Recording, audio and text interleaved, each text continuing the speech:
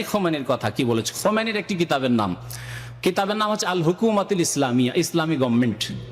এই কিতাবটি সম্পর্কে আমাদের এক কেরালার দায়ী তিনি বললেন যে কেরলের জামাত ইসলামী, ভারতের জামাত ইসলামী, পাকিস্তানের জামাত ইসলামী, বাংলাদেশ জামাত ইসলামী একই থিওরি রাখে। তারা খোমেনির এই বইটিকে অনুবাদ করেছে। সেই বইয়ের অনুবাদ সেই দায়ী নিজে পড়েছে, তার কাছে এখন বর্তমান বইটি নেই, যেহেতু কেরলে বইটি আছে, ছাপানো হয়েছে। সেই বইয়ে 2-3টি কথা শুধু বলবো, বেশি কথা বলবো না। কত বড় কথা সে বলেছে এবং লিখেছে এই খোমেনি বলছে যে আবু বকর ওমর লানাহুমুল্লাহ ব্র্যাকেট, এবং জামাত ইসলামীরা কেরালার অনুবাদ করে ব্র্যাকেটে কেরালা ভাষা ওখানেও লিখছে লানাহুমুল্লাহ আস্তাগফিরুল্লাহ ওয়া আতুবু ইলাইহি। বলছে আবু বকর ওমর তাদের উপর আল্লাহর অভিশাপ হোক, লানত হোক। আল্লাহ বলছেন রাদিয়াল্লাহু আনহুম, আর এই জালেম ইসলামের শত্রু এরা বলছে লানাহুমুল্লাহ। আর তাদের চেলারা দুনিয়ার জন্য, পেটের জন্য কিছু সেখান থেকে দান পায়, কিছু পয়সা পায়, কিছু সহযোগিতা পায়, যার ফলে তাদের বই অনুবাদ করেছে আর তাই লিখেছে। আল্লাহু আকবার। এটি কি কত বড় কথা, কুফরি কথা নয়? যাদেরকে আল্লাহ বলছেন রাদিয়াল্লাহু আনহুম ওয়া রাদু আনহু। এর আগে আয়াত পড়েছেন ওয়াস-সাবিকুনাল আউয়ালুনা মিনাল মুহাজিরিনা ওয়াল আনসার ওয়াল্লাযিনা তাবাউহুম বিইহসানিন রাদিয়াল্লাহু আনহুম ওয়া রাদু আন, সূরা তাওবার আয়াত নম্বর 100।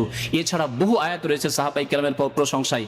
আল্লাহ পাক রব্বুল আলামিন কোরআনে কারিমে সূরা হাশরে বলেছেন ওয়াল্লাযিনা জাউ মিন বাদিহিম, যারা পরবর্তীকালে আসবে সাহাবায়ে কেরামের পরে, ইয়াকুলুন রব্বানা ইগফির লানা ওয়া লিইখওয়ানিনা আল্লাযিনা সাবাকুনা বিল ঈমান, তারা বলবে আল্লাহ আমাদেরকে মাফ করে দাও এবং আমাদের ভাইরা যারা আমাদের পূর্বে চলে গেছেন, আর সবচেয়ে শ্রেষ্ঠ ভাই আমাদের সাহাবায়ে কেরাম রাসূলুল্লাহ সাল্লাল্লাহু আলাইহি ওয়াসাল্লামের পরে, তাদেরকে আল্লাহ তুমি মাফ করে দাও। ওয়া লিইখওয়ানিনা আল্লাযিনা সাবাকুনা বিল ঈমান, ঈমানের অবস্থা আমাদের পূর্বে যারা চলে গেছেন। ওয়ালা তাজআল ফি কুলুবিনা গিল্লাল লিল্লাযিনা আমানু, এবং যারা ঈমান নিয়ে এসেছেন তাদের বিরুদ্ধে আমাদের অন্তরে কোন রকমের কালিমা, বিদ্বেষ, শত্রুতা সৃষ্টি করে দিও না।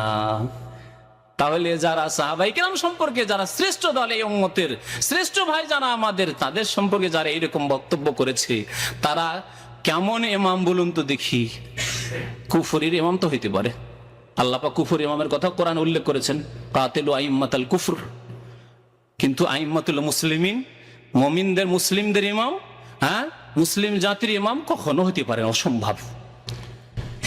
যেই ব্যক্তি কোন এইরকম ইসলামের শত্রুকে, সাহাবায়ে কেরামের শত্রুকে ইমাম বলবে, তার ইমান যে কি হবে আল্লাহ পাকই ভালো জানে। এটাও শুনে রাখুন। কারণ ইসলাম বিনষ্টকারী বিষয় হচ্ছে যে যেই ব্যক্তি কাফেরকে কাফের না বলবে, মুসলিম বলবে, এতেই যদি ইমান নষ্ট হওয়ার আশঙ্কা থাকে, তাহলে যদি কেউ কাফেরকে, যে মুসলিম নাই, তাকে জালিম, এত বড় জালিম কাফেরকে যদি বলে যে সে ইমাম, তাহলে তার যে কি হবে আল্লাহ জানে, তার দশা যে কি হবে আল্লাহ পাক রব্বুল আলামিন ভালো জানেন। আল্লাহ পাক যেন হিদায়াত করেন ওই সব ভাইদেরকে। আল্লাহ পাক রব্বুল আলামিন যেন আমাদেরকে হক কথা বুঝার তৌফিক দান করেন। একটি কথা বললাম, আরেকটি শুনেন। আরেকটি বলছেন যে মুসলিম জাতির ইতিহাস তুলে ধরেছে এই হুকুমাতে ইসলামী কিতাবে খোমেনি। তারপরে বলছে মুসলিম জাতিতে যত বিপর্যয় সৃষ্টি হয়েছে, যত ফিতনা হয়েছে, যত কলহ বিবাদ হয়েছে, সমস্ত ফিতনার মূল হচ্ছে আবু বকর এবং উমর। দুটি শুনলেন। তৃতীয় শোনেন শিরকি কুফরি কথা।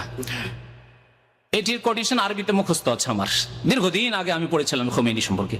ইন্নালি আইম্মাতিনা মাকামান, আমাদের ইমাম 12 জন ইমাম ইসনা আশারিয়া, তারা 12 ইমাম, আলী, হাসান, হোসেন থেকে শুরু করে তারপরে দ্বাদশ ইমাম, তাদের এখনো কোথায় লুকিয়ে আছে আত্মগোপন করে, আসলে সারা পৃথিবীতে নাকি তাদের রাজত্ব প্রতিষ্ঠা হবে, এরকম ভ্রান্ত ধারণা তাদের।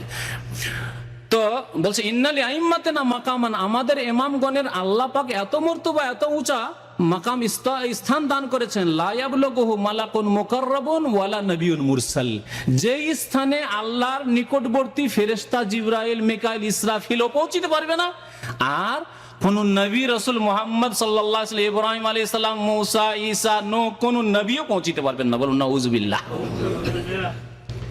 এই আকীদা হচ্ছে খোমেনির, যাকে বলছে সাইদি সাহেব। শুনলেন তো?